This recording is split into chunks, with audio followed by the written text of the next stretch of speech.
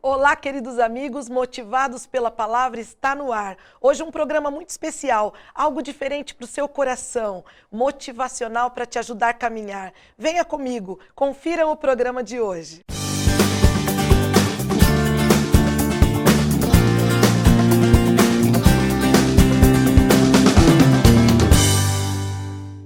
Olá, queridos amigos, motivados pela palavra. Começa hoje falando ao seu coração e desejando para você todo o sucesso do mundo. Você sabe o que é sucesso?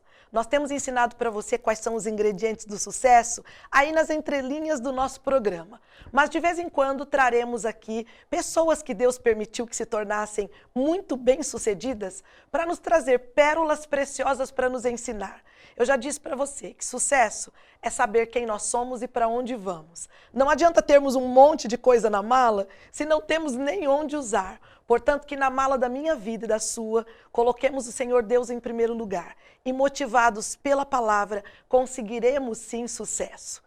Algumas pessoas passam por nós e dizem que nós crentes que acreditamos em Deus não precisamos de sucesso, porque isso pode nos tornar pessoas orgulhosas. Eu venho aqui para dizer a você que eu estou contra essa ideia, porque quando vamos com Deus, somos sucesso para sermos instrumentos, para estender a mão, para darmos um sorriso, para ajudar, para carregar nos ombros aqueles que não podem andar. Portanto, ter sucesso não é pecado. Representará de que reino eu e você viemos. Viemos de um reino muito superior a esse da terra.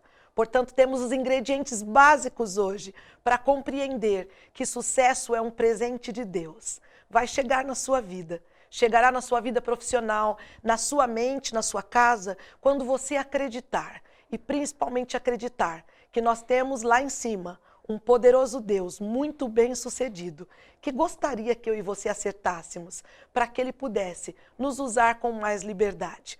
Hoje nós apresentamos para vocês um doutor que veio de algum lugar muito especial, muito bem sucedido, com uma história de vida, com muita base em que eu e você hoje podemos parar para aprender com ele. Nós trazemos para vocês hoje Dr. Bernet Entcheff. Eu acho que eu consegui falar o nome certo? Acertou certinho, bonitinho.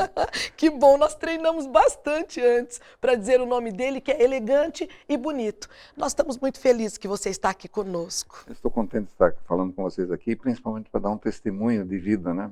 Sim. Até porque quando a gente chega a certa idade, né, a uma certa altura da nossa vida, a gente pensa, olha para trás e diz assim, puxa, o que nos conduziu até aqui? E aí a gente tem muitos fatores, né? Principalmente a gente recebe alguns genéticos, depois é a família que influencia na gente, depois os vizinhos, depois a escola, depois o trabalho.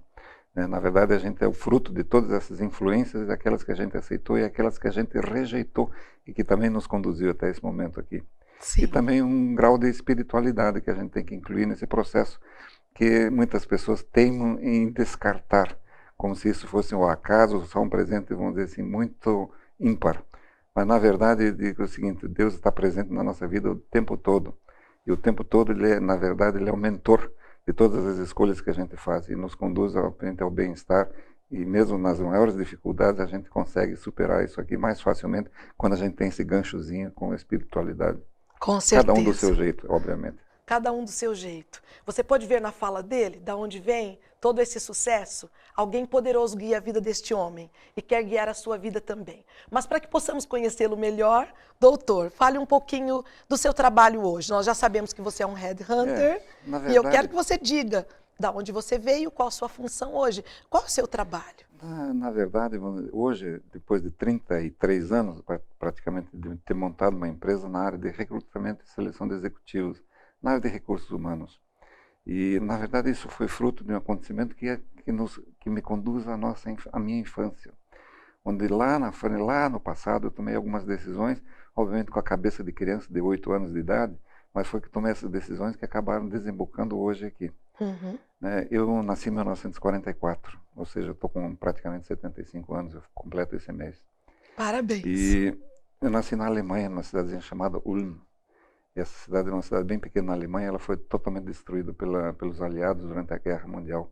E quando eu nasci, a Alemanha já estava levando muita bomba, não estava mais jogando bomba em ninguém, né? Sim. E naquela época, meu pai me levou num abrigo, aqueles subterrâneos, né? Abrigo subterrâneo lá, antibombas.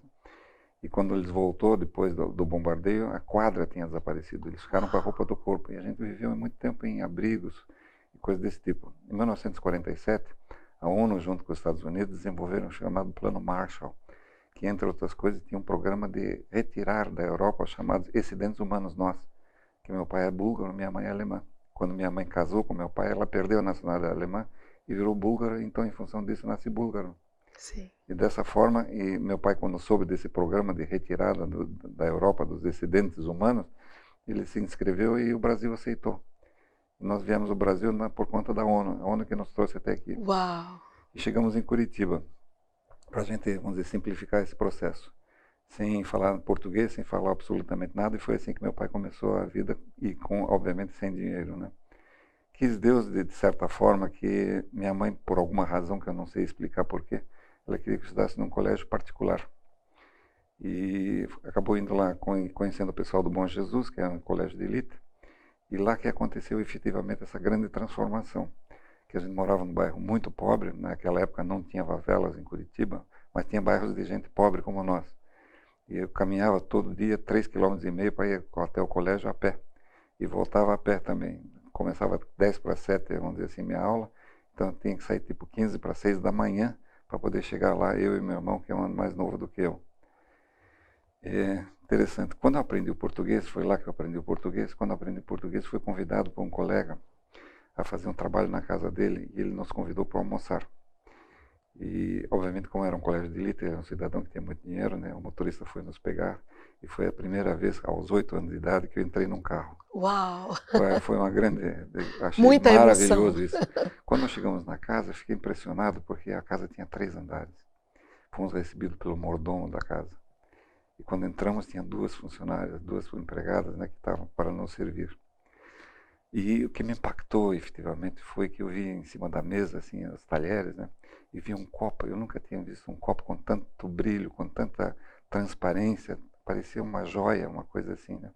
Quando eu olhei para o prato tinha um desenho pintado à mão no fundo. Obviamente, o copo era provavelmente cristal tcheco e o prato era, claro, porcelana chinesa. Mas quando eu peguei nos talheres, eu senti o peso deles. Eram talheres de prata. Eu nem sabia que era possível fazer talher de prata. Não tinha a menor Foi algo ideia. novo. Quando eu olhei tudo aquilo, obviamente tem que imaginar isso com a cabeça de um menino de 8 anos de idade. Eu olhei e disse, poxa, isso existe. Isso não é ficção, isso existe. É isso que eu quero na minha vida e não a vida que eu levo lá. E Deus me conduziu que eu pudesse fazer esse caminho de forma assim correta, de forma assim decente e no tempo. Porque muitas pessoas querem tudo isso aqui, mas querem isso muito rapidamente, sem esforço, sem trabalho. E, na verdade, eu nunca quis aquilo que aquela pessoa tinha, mas eu gostaria de ter uma coisa semelhante a isso. O seu caminho. Construída pelas minhas mãos, né? Sim. E foi nessa época que tomei a primeira decisão, vamos dizer, sobre trabalho. Eu não tinha nem noção do que era trabalho, mas foi a primeira noção de trabalho que eu tive naquela época. E de lá para cá, meus relacionamentos, meu esforço, minha dedicação, toda aconteceu em relação a isso. E tem ainda uma história para contar que ela é quase inverossímil, mas é difícil acreditar, às vezes nem eu não acredito que vivi isso aqui.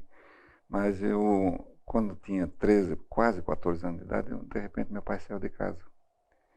E saiu e não voltou. À noite não chegou em casa, no dia seguinte não, no terceiro dia, eu e minha mãe fomos na delegacia de polícia para ver se ele não estava preso por alguma razão. Não estava, fomos no IML para ver se tinha eventualmente morrido em algum lugar. Também não tinha nada, simplesmente sumiu.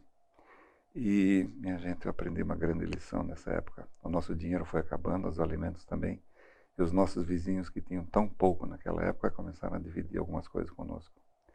E a grande lição que aprendi é o seguinte: pobre ajuda pobre, rico não ajuda ninguém. Uau, que Infelizmente, forte isso foi muito forte na minha vida. E alguém chegou para mim e disse, olha, você tem que começar a trabalhar. E eu respondi para ele na época, digo, poxa, eu não tenho nem 14 anos, naquela época eu podia trabalhar O que eu aos vou 14. fazer, você O pensou? que eu vou fazer? Ele disse, e ele me deu a dica. Digo, você vai lá no antigo prosdóximo e vai lá, conversa com um chefe de pessoal chamado Zeno, o nome dele.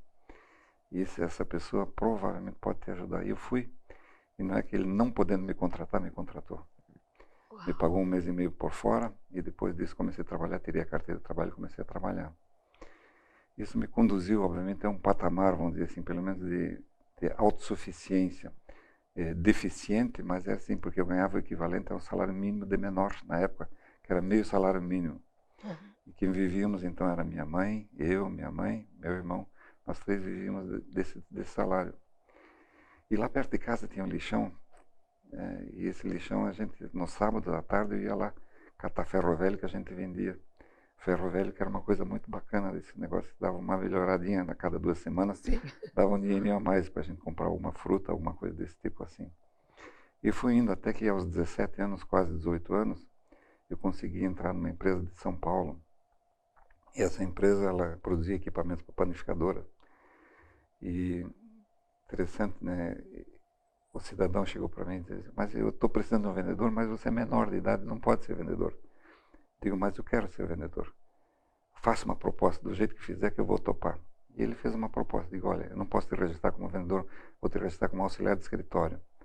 Mas vou te ensinar a vender e tudo que você aprender e vender aqui, a comissão eu racho a metade com você porque ela vai vir pelo meu lirite. Digo, tá bom, tá fechado. E eles me conduziram a São Paulo. Fiz o estágio lá de 4 semanas em São Paulo. E tinha 17 anos na época, nunca tinha estado fora de Curitiba. Uau, tão novo. Tão novo, né? E eu tinha um grande problema todo dia de manhã. Eu fiquei no hotel obviamente não era de luxo, mas era um hotel bastante bom. E eu tinha um grande problema todo dia no café da manhã, sabendo que aquele café da manhã tinha frutas, né? Pães, queijos, Tudo que você não conhecia antes. Tudo que não conhecia, mas não tinha, né? Sim. E Deus me ajudou a racionalizar a coisa da seguinte forma, dizer, se eu não comer isso, porque meus pais estão tomando, meu irmão estão passando fome lá, e se eu não comer isso aqui, a comida não vai se transferir para lá. Então coma, porque você tem que sobreviver. Sim. Eu comia, mas a comida descia com espinho, realmente descia com espinho. Foi uma coisa assim muito triste, vamos dizer assim, na época. Pensando na sua família. Mas, enfim, foi assim que aconteceu. Interessante que, terminadas as 4 semanas, na quinta-feira, ainda tinha um trabalho na sexta, já tinha comprado a passagem para sábado, para voltar a Curitiba. Fui ao hotel, tomei meu banho e eu descobri lá uma chamada Casa da Sopa, que custava R$7. E eu ia lá porque eu ganhava uma diária de 15. Então eu gastava 7 e aquilo que sobrasse seria meu. Então todos os dias que estive em São Paulo, eu comi sopa, toda noite. Todos os dias eu economizei R$8. E nessa quinta-feira, já no final do estágio, estou andando na Avenida de São João, passando perto de um posto de gasolina, olho para dentro e quem eu vejo lá? Meu pai. Uau, eu ia te perguntar do seu pai. Pois é, meu pai. Digo, não é possível, meu pai. Cheguei um pouco mais perto, era ele mesmo. E perguntei uma vez até a um estatístico saber qual era a chance de efetivamente encontrar meu pai em São Paulo, sem saber endereço, sem nada disso aqui. Ele diz, olha, 1 em 1 bilhão. Uau. Quer dizer, não é uma coisa que é possível ao Bernd, nem é uma pessoa normal. Só Deus é capaz de fazer uma coisa dessa aqui. Ele faz o impossível. Ele fez o impossível e me aproximei dele, nos aproximamos e não existe divórcio de pai e filho. Pai e filho é um projeto eterno, para o resto da nossa vida terrena e provavelmente lá na outra vida também. Então esse é o processo. A gente se abraçou, choramos bastante e ele acabou consegui convencê-lo a voltar a Curitiba. E aí melhorou a nossa vida, né? Ele acabou achando um emprego aqui e foi tudo muito bem. O interessante, o testemunho bacana, porque minha mãe obviamente ficou extremamente abalada, né, com o sumiço dele. Sim. Né? E quando ele chegou em casa de volta, não é que ela aceitou. Uau. Vocês mulheres são fantásticas. Vocês têm um coração que o mundo todo cabe lá dentro e mais um pouco. Fica a dica para as mulheres. Você ouviu o que ele disse? Vocês mulheres são fantásticas. Quando nós temos Deus em primeiro lugar e valorizamos família, doutor. Isso é muito precioso. Coisa muito significativa, né? Então foi dessa forma que acabou nos conduzindo aqui. E o que me conduziu ao negócio, né, montar minha própria empresa, foi que trabalhei muitos anos numa multinacional. Trabalhei com eles em Curitiba, trabalhei com eles em Campinas, trabalhei com eles em São Paulo, em Porto Alegre, em Aracaju, em Salvador, no Rio de Janeiro e Recife. Todo.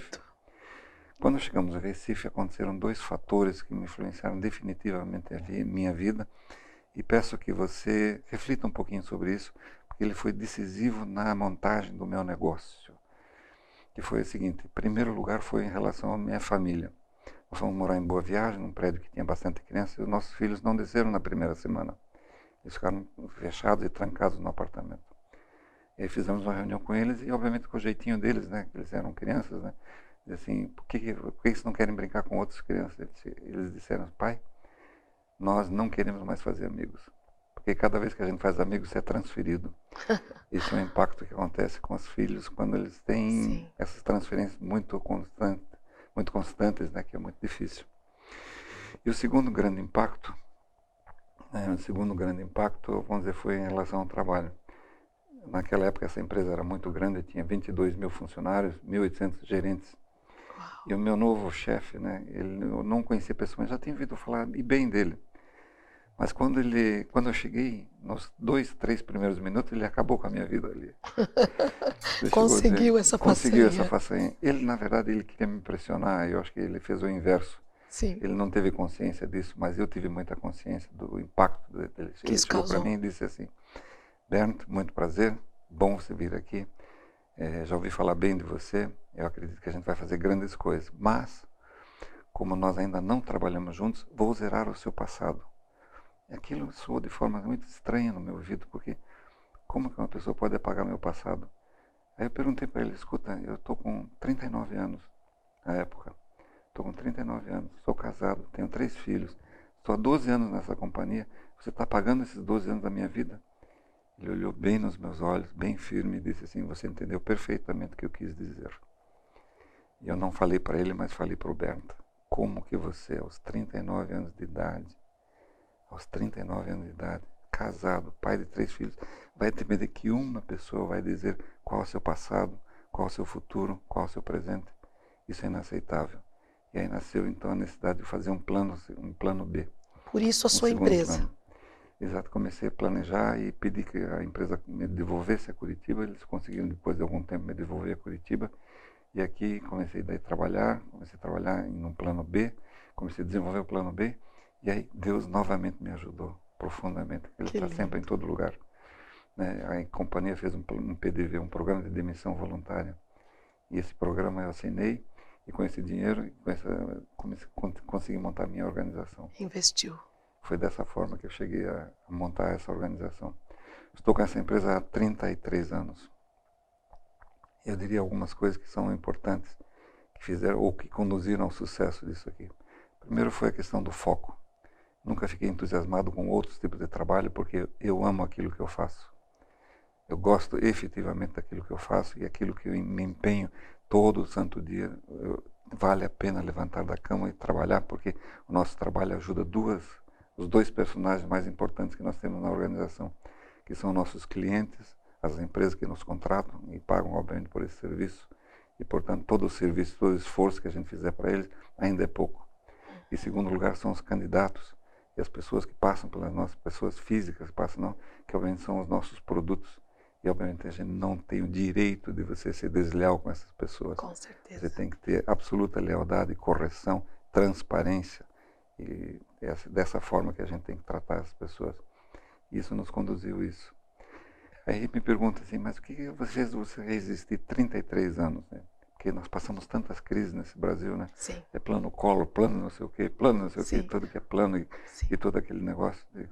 Bom, primeiro foi a fé de que, obviamente, Deus quer que a gente faça as coisas certas. Ele quer que aconteça, né? Ele quer que aconteça, e quando Ele quer que aconteça, nada vai fazer o contrário. Nada impede. Nada impede. O segundo, a convicção de que aquilo que a gente faz é uma coisa boa, uma coisa útil, tanto às organizações quanto aos executivos. Se a gente faz uma soma de 2 mais 2, que dá mais do que 4, dá 5, dá 6. Dá 10. Porque a gente consegue, vamos dizer, de certa forma, multiplicar o bem-estar das pessoas e das organizações. Em resumo, é isso. Eu fico pensando e olhando para a sua vida e vendo que riqueza de conteúdo nós temos aqui hoje. Você pode notar os olhos desse homem, a história lá de trás?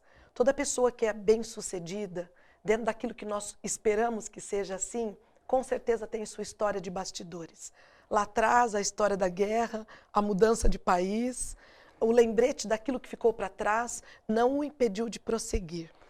As pessoas estão nos ouvindo hoje, doutor, e eu gostaria que você dissesse para elas qual seria o seu conselho para aqueles que estão preocupados com o momento que o país atravessa. Veja, a situação está muito difícil, né? Porque é uma crise em cima de outra crise, a gente estava ainda vivendo outra crise E essa vez a crise não é só a econômica ou política, não. A crise também da tecnologia, porque a tecnologia está desempregando, infelizmente, muitas pessoas. Ela está gerando novos empregos, verdade, e falta, inclusive, pessoas para esses novos empregos. E, por outro lado, está desempregando muitas pessoas, principalmente aquelas que têm trabalhos repetitivos, que as máquinas, os robôs acabam substituindo isso. E conversando recentemente com um empresário em Santa Catarina, ele me disse o seguinte: poxa, minha empresa tinha 10 mil funcionários. E nesse último ano aqui, infelizmente, a robótica já tirou 1.000. E eu acredito que nos próximos 1 ano e meio eu devo perder mais 8 mil funcionários. Tudo vai acabar sendo feito por 1.500 a 2.000 pessoas. E estou tentando ajudar essas pessoas. E fiz um programa voluntário, quem quiser se inscrever, para a gente requalificar as pessoas. Então você que está me ouvindo, eu não sei qual tipo de trabalho que você tem, mas se o teu trabalho é um trabalho monótono, repetitivo, que não requer muita inteligência, não requer desafio, por favor, você requalifique, estude. Estude. O governo devia estar falando todo dia isso, martelando os ouvidos da gente, todo santo dia. Requalifique-se, aprenda novas tecnologias. Isso não vale só para quem trabalha com TI ou informática, não.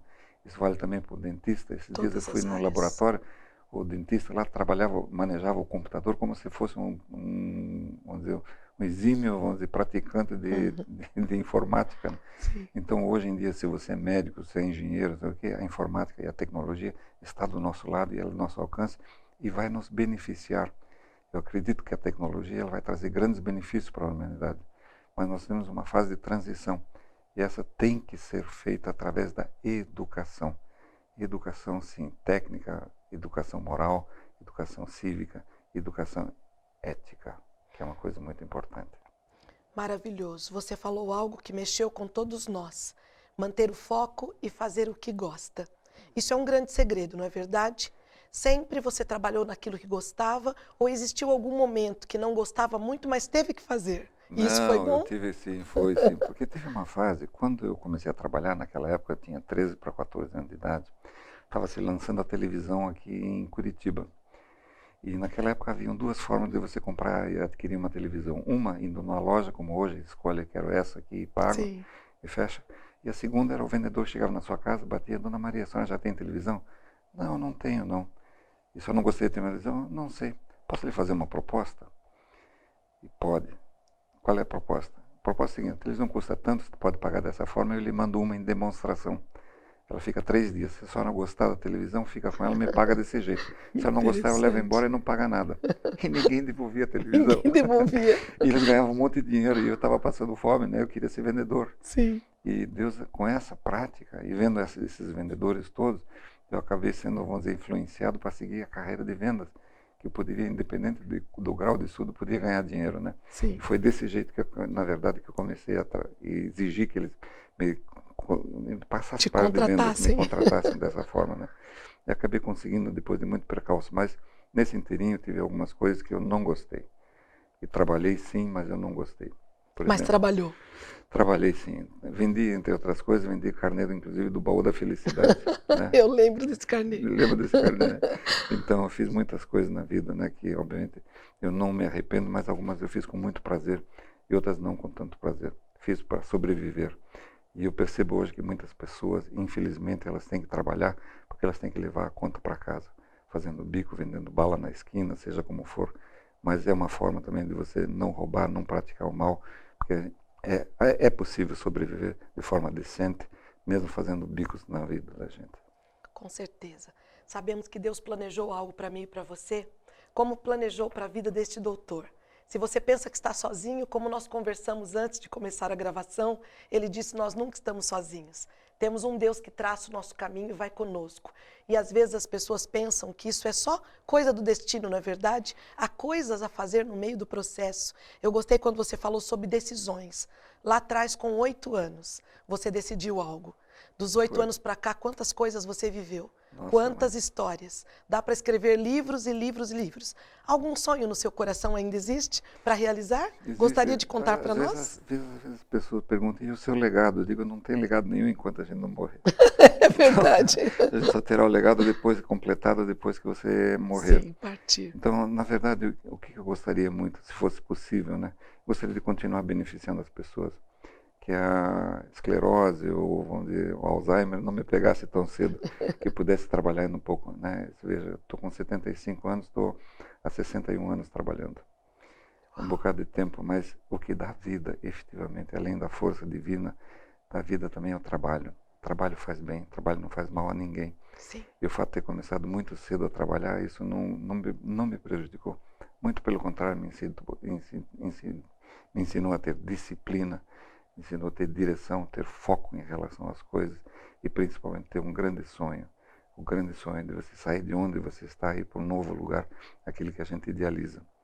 E sobre isso eu tenho uma história que é muito bacana, que eu conheci há uns tempos atrás, um cidadão chamado Niklievich. Ele é curitibano e ele foi o primeiro paranaense que subiu o Monte Everest. Uau. E há uns anos atrás eu fui convidado a assistir uma palestra dele e eu cheguei muito cedo e eu encontrei lá e começamos a conversar e eu lembrei para ele e digo, Valdemar, posso fazer uma pergunta para você? Pode, ele é muito aberto, uma pessoa muito simples. Pode sim. Digo, você não vai ficar ofendido, não? Não, não vou ficar não, pode fazer a pergunta. Digo, Valdemar, você em 1995 subiu o Everest e eu vi porque eu passou no Fantástico. E eu, junto com você, chorei. Você subiu lá na montanha, pegou a bandeira do Brasil, hasteou a bandeira, sacudiu a bandeira, chorou, e eu chorei junto com você lá no Rio de Janeiro. Eu estava morando lá naquela época. Mas a pergunta é a seguinte, qual foi a grande novidade? Porque antes de você já 200 pessoas já tinham subido o Everest. Ele olhou surpreso para mim e disse assim, mas eu não estava competindo com ninguém. Eu queria saber se eu seria capaz de chegar lá no Everest. E aí cada um faz o seu Everest do seu tamanho. Tem pessoas que fazem o Everest de 5 metros de altura e para eles é suficiente. Outros fazem de 200 metros. E o Valdemar fez um de 8.800 metros. E é importante a gente ter um objetivo grande, porque se você não o atingir e atingir metade, já é mais do que um objetivo medíocre, pequeno, que a gente atinja plenamente. Ou não ter nenhum. Ou não ter nenhum. Portanto, é importante você ter um objetivo e que seja grande como a sua alma, como o seu desejo, como a sua pessoa. E cada um de nós pode ser muito grande. Coisa linda. Passaria dias entrevistando este doutor.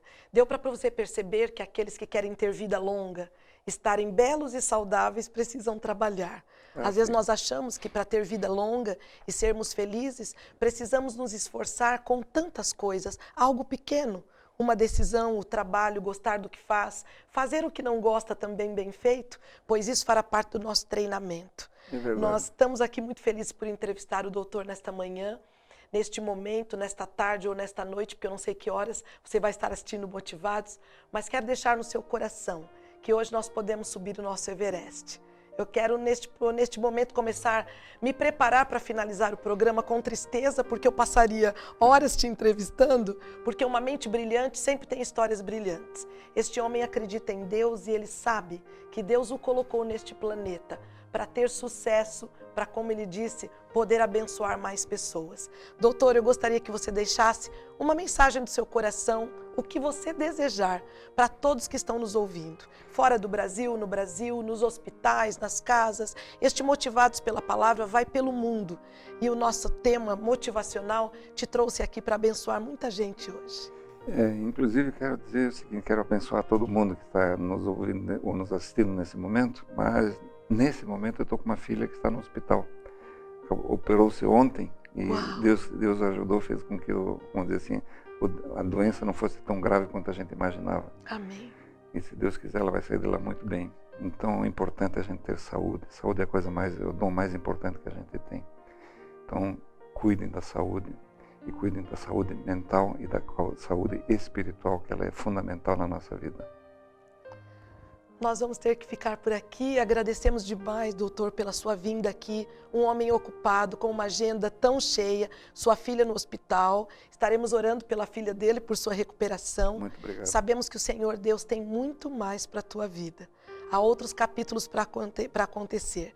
Pessoas como você, que se dispõem a ir, saem de onde estão, param com a murmuração e partem para a gratidão, as coisas realmente acontecem. É verdade. Nós te agradecemos demais, desejamos tudo de bom para a sua vida e principalmente aquilo que nos enriquece sem trazer desgosto, como diz a Bíblia, a bênção do Pai Celestial. Nós do Motivados vamos ficando por aqui, deixando a bênção do meu Senhor também com a sua vida, com a sua casa, dizendo que você fique ligado conosco, pois o próximo programa trará muitas surpresas. Louvamos a Deus pela vida do doutor que esteve aqui conosco, por você que nos ouve, pelas bênçãos e o sucesso que há de vir em sua vida. E nunca se esqueça daquilo que ele falou, suba o seu Everest. Descubra suas metas, alcance os seus objetivos. Não deixe que ninguém te paralise, como ele nos disse hoje, dizendo que você vai somente até ali. Você pode muito mais, porque a Bíblia nos diz, tudo posso naquele que me fortalece. Um grande abraço no seu coração, Deus lhe abençoe, doutor, e nos vemos no próximo Motivados pela Palavra.